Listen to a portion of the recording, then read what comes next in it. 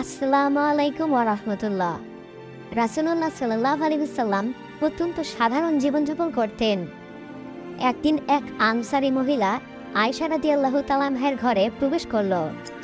এরপর সেই আনসারী মহিলা দেখল যে রাসূলুল্লাহ সাল্লাল্লাহু আলাইহি ওয়াসাল্লামের বিছানাটি ভাঁজ করা অবস্থায় রয়েছে।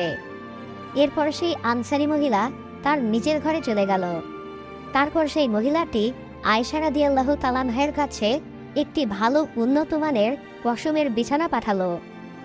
তারপর রাসূলুল্লাহ সাল্লাল্লাহু আলাইহি ওয়াসাল্লাম আসলেন। এরপর সেই উন্নত মানের পশমের বিছানাটি দেখে রাসূলুল্লাহ সাল্লাল্লাহু আলাইহি ওয়াসাল্লাম আয়েশা রাদিয়াল্লাহু তাআলা আনহাকে জিজ্ঞাসা করলেন যে এটা কি? তখন আয়েশা রাদিয়াল্লাহু তাআলা আনহা বললেন, একজন আনসারী মহিলা এসে আপনার বিছানাটি দেখে এটা আমার কাছে পাঠিয়েছে।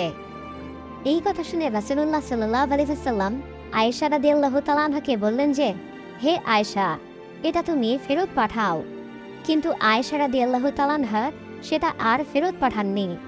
তারপর রাসূলুল্লাহ সাল্লাল্লাহু আলাইহি ওয়াসাল্লাম তিনবার বললেন যে, হে আয়েশা, তুমি ফেরত পাঠাও। আল্লাহর শপথ, আমি যদি ইচ্ছা করি তাহলে পাহাড় পরিমাণ স্বর্ণ ও রৌপ্য ঘরে রাখতে পারি। রাসূলুল্লাহ সাল্লাল্লাহু আলাইহি ওয়াসাল্লাম দুনিয়ার সমস্ত প্রকার বিলাসিতা বর্জন করতেন।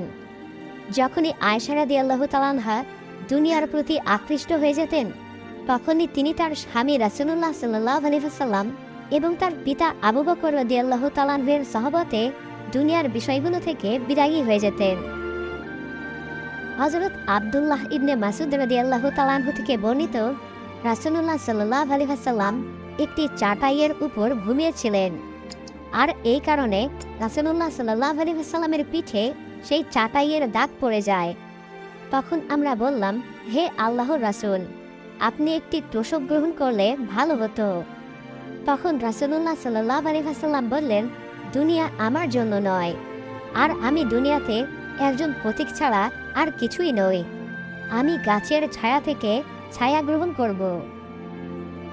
একটি বর্ণনা থেকে জানা যায়, হযরত আয়েশা রাদিয়াল্লাহু তাআলা আনহা উরাওয়া রাদিয়াল্লাহু তাআলা আনহাকে বলেন যে, হে আমার ভাতিজি, 2 মাস ধরে আমার বাড়িতে কোনো আগুন জ্বলেনি। এই কথা শুনে উরাওয়া রাদিয়াল্লাহু তাআলা আনহা আয়েশা রাদিয়াল্লাহু তাআলা আনহাকে জিজ্ঞাসা করলেন যে, তাহলে আপনারা কিভাবে জীবন ধারণ করেছেন? উত্তরে আয়েশা রাদিয়াল্লাহু তাআলা আনহা বলেন, 2টি কালো বস্তুর মাধ্যমে, আর তা হলো খেজুর এবং পানি। এছাড়া রাসূলুল্লাহ সাল্লাল্লাহু আলাইহি ওয়াসাল্লামের কিছু আনসারী সাহাবী ছিলেন যাদের ছাগল ও উটের পাল ছিল। তারা রাসূলুল্লাহ সাল্লাল্লাহু আলাইহি ওয়াসাল্লামের কাছে ওই উট বা ছাগলের দুধ হাদিয়া পাঠাতেন।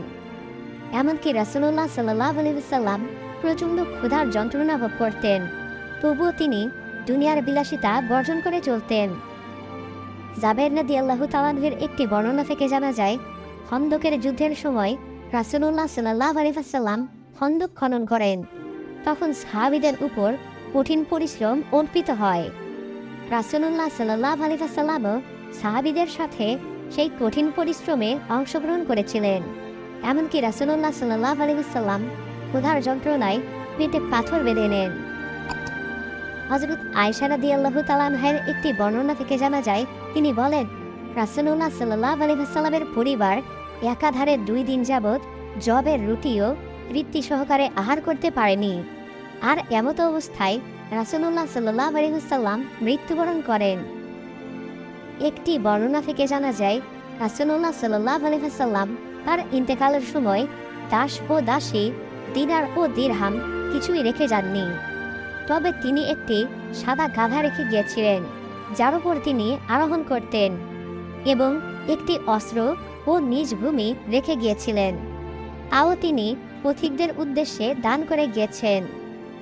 রাসূল সাল্লাল্লাহু আলাইহি ওয়াসাল্লামের সহবতে হযরত আয়েশা রাদিয়াল্লাহু তাআলা আনহাও প্রচুর দান খয়রাত করতেন। হযরত উরওয়া রাদিয়াল্লাহু তাআলা আনহা বলেন, একদিন মুয়াবিয়া রাদিয়াল্লাহু তাআলা আনহু আয়েশা রাদিয়াল্লাহু তাআলা আনহার কাছে 1,00,000 দিরহাম পাঠালেন। এরপর আয়েশা রাদিয়াল্লাহু তাআলা আনহা তার সবগুলো দিরহাম বন্টন করে দিলেন এবং তিনি কোনো কিছু জমা রাখেননি।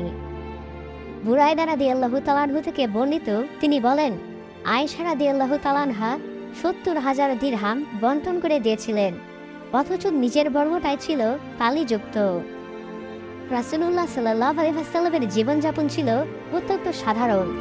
আর হযরত আয়েশা রাদিয়াল্লাহু তাআলা আনহা রাসূলুল্লাহ সাল্লাল্লাহু আলাইহি ওয়াসাল্লাম এবং আবু বকর রাদিয়াল্লাহু তাআলা আনহুর সহবতে থেকে দুনিয়ার প্রতি বিমুখ ছিলেন।